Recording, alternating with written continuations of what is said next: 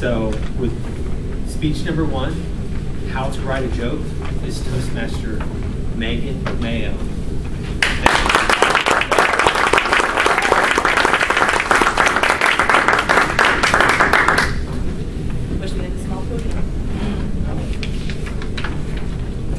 Mr. Toastmaster, fellow Toastmasters, and I guess no honored guests tonight. My name is Megan Mayo, professional comedian, and tonight I'm going to teach you how to write a joke called the twist. The twist is a joke where you set up the joke one way and surprise the audience by connecting something unrelated, hopefully causing a laugh. There's 3 steps to writing a twist, and then I'm going to give you some tips and tricks at the end. Let's begin. The first step to writing a twist joke is the setup. The setup is the most important part of the joke. If you mess up here, the audience will have no idea what's going on and they won't laugh, and that's very, very bad. The best way to start your setup is to start with a commonplace, mundane statement. If you look at your handout, I have a little outline for you. The example we'll be using tonight is one of my own personal jokes, and the setup I use for it is my husband and I are in marriage counseling. Sounds very serious, but it's best to use something that the audience can connect with. Everyone's experienced something like this. Everyone knows someone who's been in marriage counseling, or they've been in marriage counseling themselves maybe. So the audience can automatically relate to it. You want them to relate to it because you want the audience to make assumptions about what you just said. For example, if I say my husband and I are in marriage counseling, you might think that there's something seriously wrong with our marriage, which is good. That's what I want you to think. You might assume that my husband did something wrong, like he beat me or he cheated on me, or you might assume that I drug him there and I'm the one who wants us to be in marriage counseling and not him. Assumptions are any part of the joke that the audience fills in by themselves that the comedian doesn't say. The next step to the setup is you want to identify the connector. And the connector is what makes the audience make the assumptions. In our example, the connector is marriage counseling. If I say, my husband and I are having a couple problems right now, you might not take it as seriously and it doesn't create the same amount of tension. You want to not slap the audience in the face, you want to punch them and knock them out. The next step to creating a twist joke is that you have to reinterpret the assumptions that the audience made about the setup. In our example, you can reverse the gender roles. Like we were assuming that my husband did something to make us go to marriage counseling. Maybe I did it. Maybe I hit my husband and I cheated on him. Or maybe he doesn't feel like I share my feelings enough. That automatically takes the joke someplace the audience didn't think it was going to go before, hence the twist.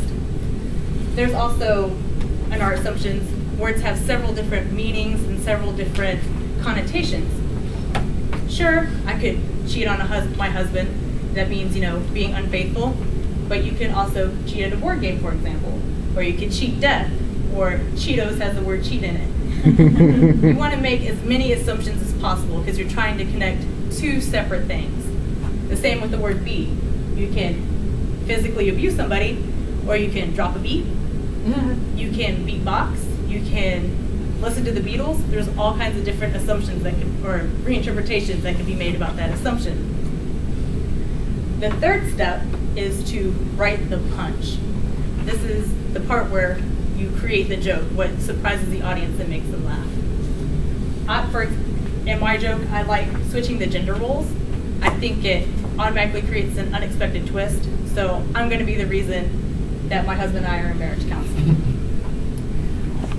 I also see that the words beat and cheat have another word in common on our worksheet, and that's the word game.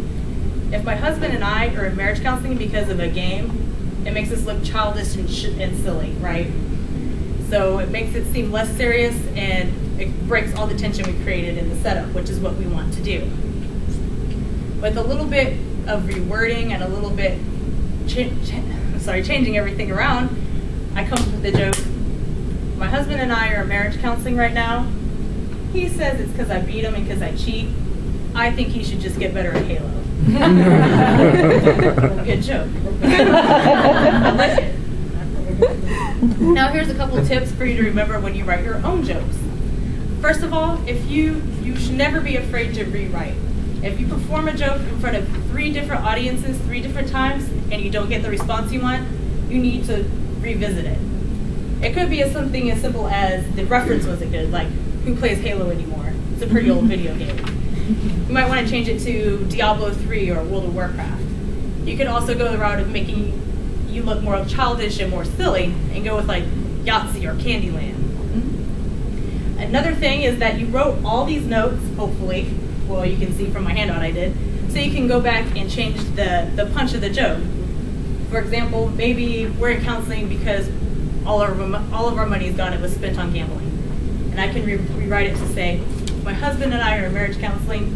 I woke up one morning and all of our money was spent on blackjacks and hookers. It was the best night of my life. That's how you create the joke. The other thing I want you to remember is that while the twist is a great formula, you shouldn't use it over and over again in your set. You should break it up with trying to rant about something that makes you angry or telling a funny story. The audience will catch on if you do the same thing over and over again, and that's boring, and a bored audience is called open mic night. So I want to thanks everyone for coming and listening. I hope you write your own joke. On the back of your worksheet is a outline for you to use to create your own jokes. You just have to remember the 3 steps, which is to create a setup, reinterpret your assumptions, and write the punch. And no, I do not want to use any of your jokes in my set. This is Megan Mayo, professional comedian, signing out.